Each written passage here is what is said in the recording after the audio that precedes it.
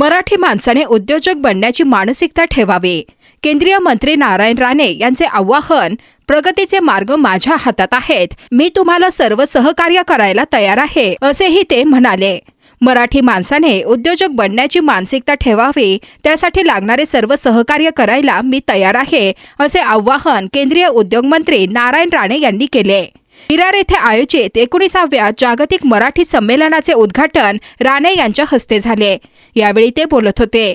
जागतिक मराठी अकादमीतर्फे विरारमध्ये 19वे जागतिक मराठी संमेलन आयोजित करण्यात आले आहे। शनिवारी सकाळच्या पहिल्या सत्राचे उद्घाटन केंद्रीय मंत्री नारायण राणे यांच्या हस्ते झाले। आमदार हितेंद्र ठाकूर यांच्याशी मैत्री असल्याने संमेलनाला 10 मिनिटे आधी आलो, असे त्यांनी सांगितले। जागतिक मराठी परिषदेने मराठी माणसाच्या प्रगतीची दिशा ठरवावी, नियोजन करावे, अशी अपेक्षा त्यांनी व्यक्त केली। जपान, अमेरिका, चीन या देशांच्या तोडीने येण्यासाठी तंत्र आत्मसात करा आणि उद्योग उभारा, असे ते म्हणाले। प्रगतीचे मार्ग माझ्या हातात आहेत, मी तुम्हाला सर्व सहकार्य करायला तयार आहे, असेही ते म्हणाले। साहित्यिकांनी मनाला साहित्य देणारे साहित्य लिहावे, कुणाचं मन दुखावणारे साहित्य लिहू नये, असे आवाहनही त्यांनी केले। यावेळी राणे यांनी आपल्या साहित्याच्या आवडीबद्दल सांगितले। मी चित्रपट पाहत नाही, मात्र भरपूर वाचन करतो, असे ते म्हणाले। आमदार हितेंद्र ठाकूर यांचे विवाद चॅरिटेबल ट्रस्ट तसेच साहित्य जल्लोष प्रतिष्ठानच्या सहविद्यमाने संमेलनाचे आयोजन करण्यात आले आहे। या कार्यक्रमात जपानचे आमदार योगेंद्र पुराणिक यांना जागतिक मराठी भूषण सन्मान 2024 तर ज्येष्ठ पत्रकार संजीवनी खैर यांना जीवन गौरव पुरस्कार देण्यात येणार आहे। मी हजेरी नाही, आमंत्रण स्वीकारून मी उपस्थित राहील। माझी हजेरी घेतली नाही, सही पण नाही घेतली, कळलं ना।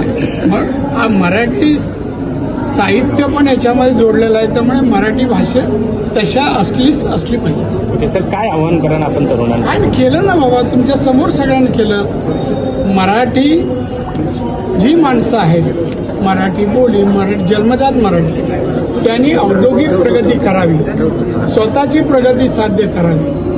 आज आपल्या देशात, महाराष्ट्रात अतिशय चांगल्या शैलीत त्यांनी जीवन जगावं, आनंदी जगावं, अशी परिस्थिती बनण्यासाठी त्यांनी उद्योजक बनावं आणि उद्योजकांसाठी लागणारी सहकार्य म्हणा, मदत म्हणा, केंद्र सरकारच्या माध्यमातून मी करायला तयार आहे। इथे SC ST ची लोकवस्ती जास्त आहे, त्यांच्यासाठी 90% सबसिडीच्या योजना आहेत। आम्ही त्यांना उद्योजक बनवून पाहतो, त्यांनी उद्योगातून स्थानिकांना रोजगार द्यावे आणि स्वतःचं उत्पन्न वाढावं, हे आमचं माध्यम आहे।